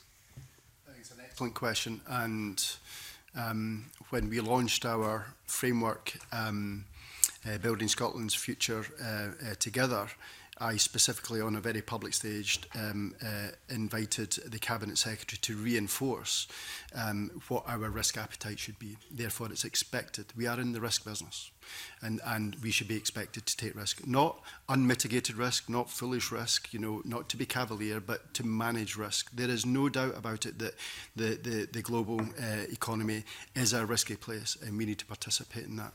You will see if you read our strategic framework that we have recast our values as an organisation, and the first value in that is to be brave. as an agency. And if we're brave, then we can encourage our business base to be brave and to invest and face into these challenges. So that is a really good question, and we recognise we are in the risk business. Thank you. Richard Lyle. Yes, Convener, I've got 4 questions actually. On the subject of, can we go back to Regional Selective Assistance, RSA? I'd like to ask you a question that I actually asked the last panel, but they didn't want to comment because they said Aberdeenshire's not in their area. But I know it's in yours. Aberdeenshire Council believe there's the state displacement issues with RSA. It's their view that RSA is given where RSA was awarded to a company that was based in their area, and that company then moved its headquarters to Glasgow. So what do you say to people who say your funding just moves jobs about the country? So there's a couple of things in that. First of all, we actually do look at displacement. So as part of the case, we actually look at, are these jobs being displaced from elsewhere, and we don't fund them. The second thing is regional selective assistance means that we do, the whole point is actually to try to incentivise investment in parts of the country that wouldn't ordinarily get it. So I think that's part of what the tool is for. The third thing is, that particular case, I don't really want to go into the details, but but actually that company could have got the same level of support based in Aberdeenshire because of the nature of the deal. So it wasn't so much about it being more offer down in Glasgow than it was up in the northeast. That company actually could have got the same amount of support. They actually wanted to create an HQ in Glasgow. Wanted to move. Yes. It wasn't you who made it move. Yes, yes. Okay. In your accounts, you've got plus other income. Now, again, the other panel asked about EU funding. Now, I know within my own area there are some signs that says EU funded by EU funding. How much EU funding will you lose? Your other income is down as 82.9 million from last year's accounts. How much do you think you'll lose in EU funding? Will it be substantial or not? We hope not. Over particularly the short term, our EU funding comes from European Regional Development Funding through the European Structural and Investment Fund and under Horizon 2022. And in the event of a no-deal Brexit, the UK government is given a guarantee that any of the projects that are currently committed will be funded right through to the finish. So that would deal with the current cohort of projects. Also, the Scottish Government have agreed that they'll continue to sign off on new ERDF-funded projects after Brexit until the programme closure in 2020. So again, as those projects... Yeah. So as those things move on, so I accept that. And we're waiting imminently for the UK Government to begin the consultation on the Shared Prosperity Fund. That will be effectively the replacement fund for European funding in terms of dealing with regional inequities at the UK level. The Scottish Government's kicked off some work there, and we're participating in the consultation process along with a range of other partners, including South of Scotland Agency, colleagues in High, and others. So that's really the kind of longer term picture. Obviously, because there's uncertainty as to the shape of the Shared Prosperity Fund, rules, regulations round about it, but we are coming at it with the same approach that at a Scottish level, we want to be able to secure at least the same kind of level of funding that we would get through the European funding. I think at this moment in time, we're all grasping in the dark, or stumbling in the dark. So, what is Scottish Enterprise doing to prepare businesses? You actually touched on it slightly for the challenges arising from Brexit. And really honestly, how do you prepare for Brexit? Because nobody has got a clue, I would suggest. Well, it'd be great. Jane can come in. There's a whole, it's multifaceted and very specific responses in different places, in different sectors, and in different industries, etc. So, as I say, we have, as a family, come together. We have faced into what we think the worst situations could be, and we've developed toolkits to allow businesses to at least ask themselves the questions, even the unknown questions, at least to be prepared. And as I say, we'll put money aside to help folks ask the questions and then begin to provide the answers for themselves. But you're right, it is uncertain. It's uncertain. We don't know the extent and the depth and the duration. And therefore, what's incumbent on us as a system is that we are agile and able to respond. As I say, we've got capacity and resources that will be dedicated to it, and if need be, they'll be expanded and expanded further still. So our response needs to be, what do we think will happen, but then be prepared for that not happening. So we need to be, collectively with government, with agencies, absolutely ready to respond. And I have to say that in my experience, when there is a big problem in the economy, then the Team Scotland approach is phenomenal. Whether it's a Michelin or many others that we could mention, it comes around. The challenge this time, I think, is quantum, is the fact that it's all over the place at the same time. And therefore, that's why it has to be a full system response, not a single response. For one, I've got total reliance on Scottish Enterprise to do what has to be done, so I'm certainly not criticising you. My last question. Steve, in your opening remark, you spoke about the Green Deal, you spoke about climate change, you spoke about the things that we have to do better. I actually noticed on Twitter yesterday the government made a £30 million announcement in regard to Green Deal energy type projects. Are you involved? Is Scottish Enterprise going to be involved in this funding?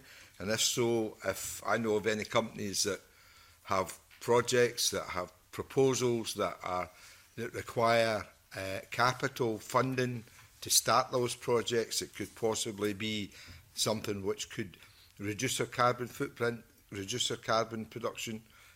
Are you interested in meeting these people? 100%, yes. And so we've, as you know, we've been involved in the whole transition agenda for a while. We work with wonderful companies, and I think, but it's incumbent on us to scale that up. This type of resource will help us do that. So we are absolutely in and around that agenda. Are you going to be involved in this? We will, as part of the system, we will be involved. And if you've got any specific business or company interests who believe that they have a solution and an opportunity, then they should come and talk to us. Excellent. Thanks very much, Convener. Thank you, Andy Whiteman. Thanks very much, Convener. You'll be aware that we undertook an inquiry on business gateway services a year or so ago, and the Cabinet Secretary wrote to us in July this year saying that he was committed to ensuring that business gateway is part of a joined-up enterprise support system, and that services are tailored to local economic conditions and consistent with national objectives. We haven't heard a great deal from the Cabinet Secretary as to how he intends to move forward with the recommendations his committee made with regard to Business Gateway. What conversations have you had with either COSLA or the Cabinet Secretary on how Business Gateway can be modified in line with the wider changes that are taking place in the enterprise support landscape? I'm happy to answer that. So I chair the Business Support Partnership Programme, which involves enterprise and skills agencies looking at this idea about how we align business support across Scotland more effectively. The Business Gateway National Unit within COSLA is an integral part of that programme. They're on the project board, and they've been engaged in the design of some of the initial things that we're going to be doing around the single entry point and that kind of thing. In addition, I've been engaging with SLADE, kind of economic development, kind of leadership level across local government, setting out, some ideas about how we could potentially work differently in future that really adds value, but ensures that local place dimension is not lost in terms of joining up the system. What we don't want is a big homogenous thing in Scotland. We have to ensure that what we're putting in place can be flexed and can be flexed in line with local and regional needs. So we've initiated those conversations at SLADE, and I've also been reaching out to Solace at Chief Executive level to get their input, because the ideal for me is actually if local government actually come up with this is how we would like to see it working, and that gives us the opportunity to come together and say, well, absolutely, that's achievable. So those conversations are underway. They're an integral part of the programme, and there are very strategic conversations going on right now in terms of what that might mean in the future. The idea is that we actually optimise the resources we've all got available to us by doing the things that we can do once, including systems and that kind of thing, but creating a framework so you actually increase capacity for local delivery, because we're not duplicating on all the other things. So that's the idea behind that. And as we've already talked about, creating a data set and an intelligence that we can slice and dice locally, regionally and other things that allows us to be really thoughtful about the kind of support that's actually going to make a difference to that local economy. And so are these conversations taking place in the context of the anticipated Scottish National Investment Bank and the South of Scotland Enterprise Agency and indeed the joint strategic board? Yes, Business Gateway, Councillor Stephen Heddle is actually represented on the strategic board from a Business Gateway and local authority perspective. And the South of Scotland, the project team that's been involved in establishing that agency, again, have been an integral part of the work we've been doing around business support partnership. So they've been part of the design, part of the ideas, and they've been with us every step of the way. So we're designing with the future in mind. So when do you expect... obviously, the South of Scotland Enterprise Agency has yet to come into place, but it's been legislated for. The Scottish National Investment Bank bill is going through Parliament, but government's doing some work to get that ready in anticipation that will be enacted. When do you see all these pieces of the jigsaw coming together in some kind of coherent whole that we could begin to interrogate? So I think that you'll see things shifting really over the next couple of months, but to be clear, this is probably a 3-year programme of change. So what you should see before Christmas is an initial single entry point. So, businesses should be able to go in there and see what's available, how they can access it, if they're eligible. In addition, we will create a national inquiry service that will go along with that, because there is no way we could capture all government-funded business support right across Scotland in one go. So you'll see that before Christmas. That will go live as a first iteration. And then that will continue. We're taking an agile approach. So we're doing it bit by bit. We're not doing a massive big IT project or anything like that. We want to learn lessons and ensure that what we're investing in is fit for purpose. So that will happen in December, and then we're hoping by the end of the financial year we actually have a 3-year programme plan, so that would give you something you could really get underneath the skin of in terms of the milestones that we want to meet, the outcomes that we want to achieve, what we're going to be focused on first. So probably by the end of the financial year we'll have a kind of an integrated programme plan, and ideally the funding and all that kind of thing that goes alongside that. We're building that business case right now. Okay, thanks. Changing the subject a little, we've been concerned as a committee to try and evaluate and scrutinise, obviously, the impact of the expenditure of public money in the areas we're responsible for. And we had evidence last week from Richard Marsh in relationship to the claims that are frequently made that for every £1 that Scottish Enterprise invests in 2010 would return £8.80 to the Scottish economy by 2020. And last year the committee heard a similar figure. He says in evidence it was up to £9 for every budget invested. He says that's not true and it cannot possibly be true.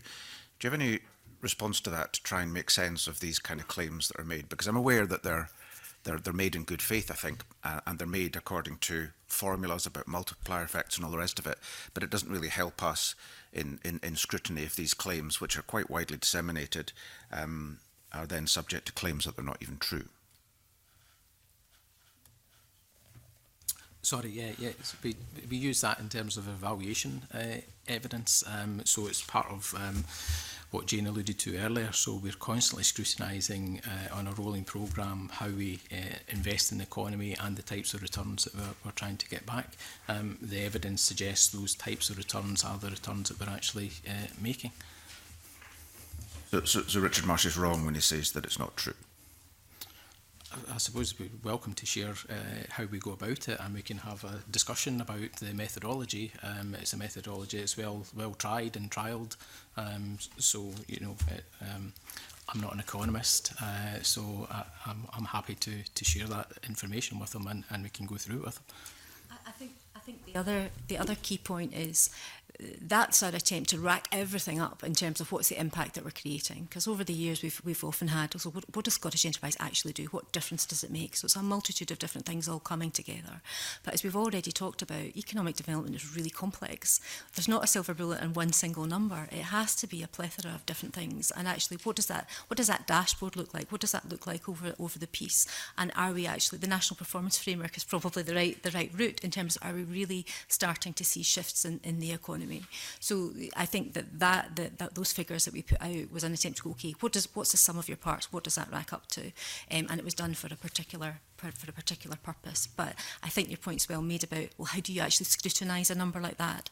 I think that it should be the kind of stuff that sits underneath that should be scrutinised, so we're actually able to demonstrate the impacts of all the different kinds of interventions we do, the project work that we do. And the other key challenge we're facing into is, as Steve's rightly said, Scottish Enterprise wants to move into, highly enabling organisation, joining the system up, underpinning things, being a glue that pulls things together. So how do you evaluate that? How can you put a number on brokering relationships, bringing people together, you know, trying to create more impacts as a result of bigger projects and that kind of thing. So it's quite a challenging thing to do. And I think there is I've got a slight concern that if we only do what we can measure, we won't necessarily be doing the right things all the time. That's a very helpful response, because I think that there's a danger in all public organisations to try and communicate what they do by numbers.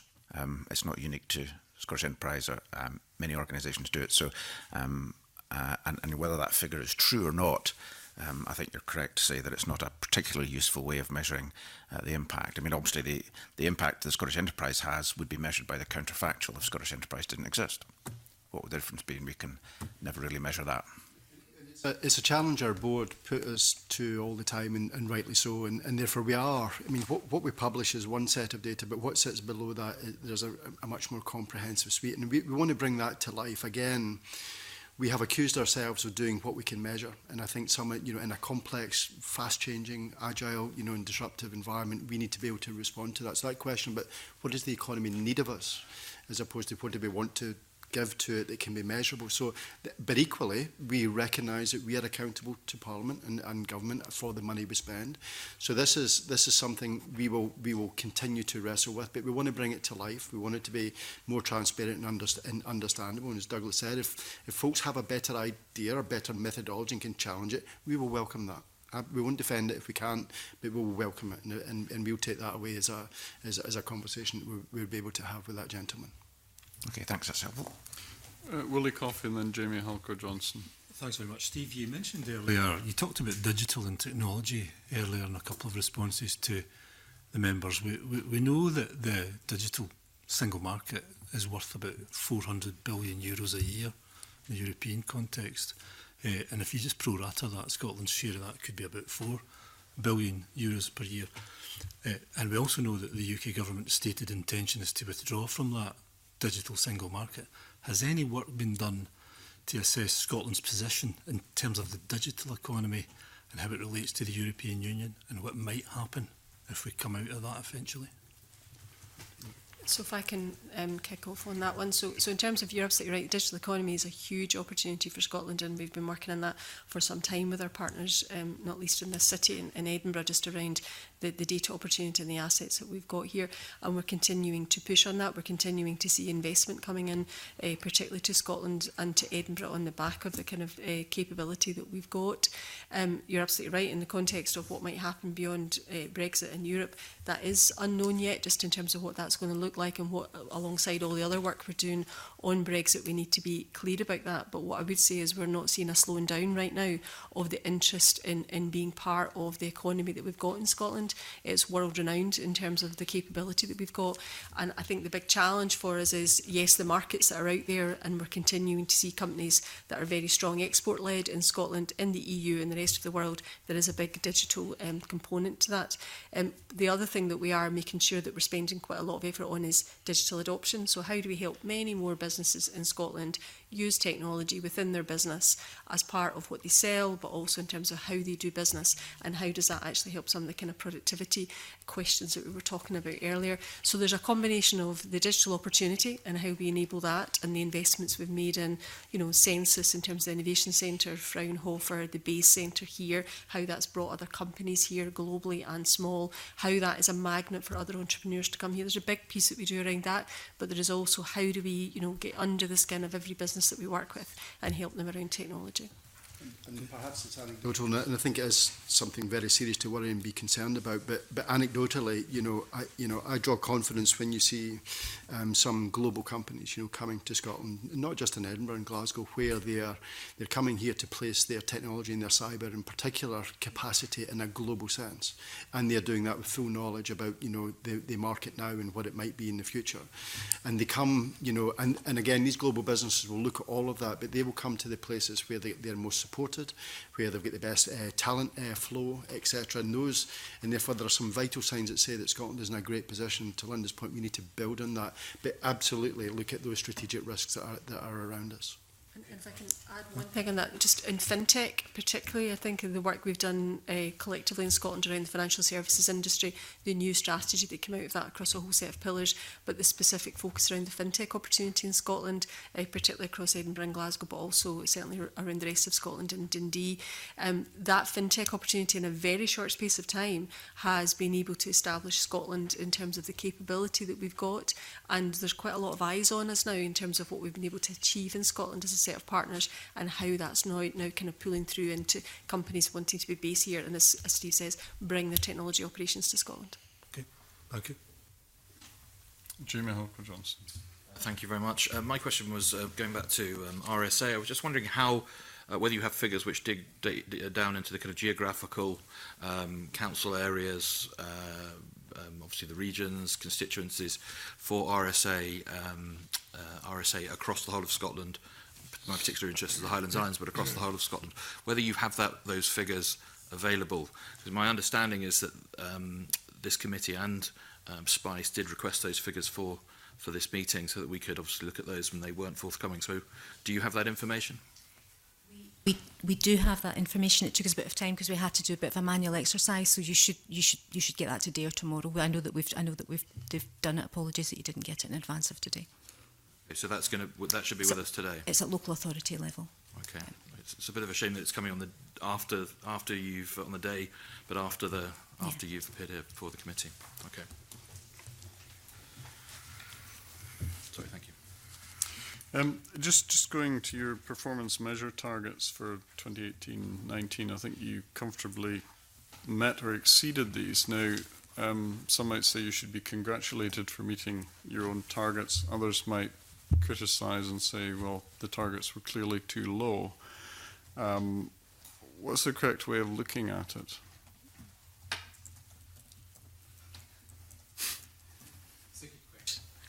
We are constantly examined by the board about how stretching the targets are, and we're constantly trying to evaluate setting those targets in the context of economic uncertainty, the state of the economy as things stand. It doesn't feel as though that we exceeded them easily when you were living through last year. It took certainly 2 or 3 of them to targets well into the year before actually the forecast flipped into positive territory, so we were in danger of undershooting a couple of targets. Obviously at the end of the day we ended up with one missed target, which the reasons are understandable in terms of growth finance. It's a challenge to us to set those targets. It will be something, I think, in terms of the strategic board and the wider economic family that we'll be looking at in future in terms of setting those targets at a more holistic level. But it is something that we wrestle with year on year. What role does the strategic board have in setting the targets? And I mean, what can be done to give us an objective sort of assessment of whether the targets are fair targets, useful targets, which obviously with effort can be reached, as opposed to too easy targets, some might say. What's the answer to this? I suppose to the extent that we're still working with the strategic board in terms of a strategic performance framework that would apply across the family. Obviously what we are using are measures which we think are a good proxy for some of the issues that you've raised today in terms of productivity, in terms of access to finance, etc. Obviously the strategic board might want to take a wider view as it builds in other members of the economic family in terms of looking at that. I think this is definitely a kind of work in progress from the perspective of the strategic board. So year one, we were in a position, if you look at ourselves in Highlands and Islands Enterprise, where we didn't even have the same definitions for the targets that we had. We measured things in slightly different ways. So it was about, well, let's sort that. Let's get the basics done first and make sure that we're much more consistent in our definitions. And there's been, the strategic board have looked across enterprise and skills agencies about the targets and challenged us to think very differently. And with the analytics unit now kind of more fully established, it will be their role to be looking across the piece and to be challenging us to ensure that collectively this all racks up to heading towards that national performance framework. So I think it might feel like it's taken a bit of time, but it's been step by step. But the Strategic Board are definitely having those conversations and challenging all our approaches to ensure that we're joined up and it all racks up. It makes sense from an overall picture. Speaking about step by step, does this fit or have anything to do with the business values ladder we heard in the last session? Highlands and Islands Enterprise have got their business values ladder, which is looking at that kind of values-based approach, your kind of social enterprises, workforce and workplace practices, that kind of thing. And I think we don't call it that, but I actually do think that is an interesting piece for us that we could potentially mirror in Scottish Enterprise. So again, we're talking the same language around that kind of values-based approach to business growth and challenges. So I know that Kenny's not here, but I know that they've certainly been sharing what's been on to look at what we should be just doing once and doing it in the same way. Are there other examples where you're using different performance or different assessment measures? Apart from the business values ladder? No, I don't think so. We used to use certainly different approaches to exporting and that kind of thing, but all that's now been resolved. We're using the same approaches now for the past year. All right. Thank you very much. Thank you to the panel for coming in, and I'll now suspend the meeting and move into private session. Thank you.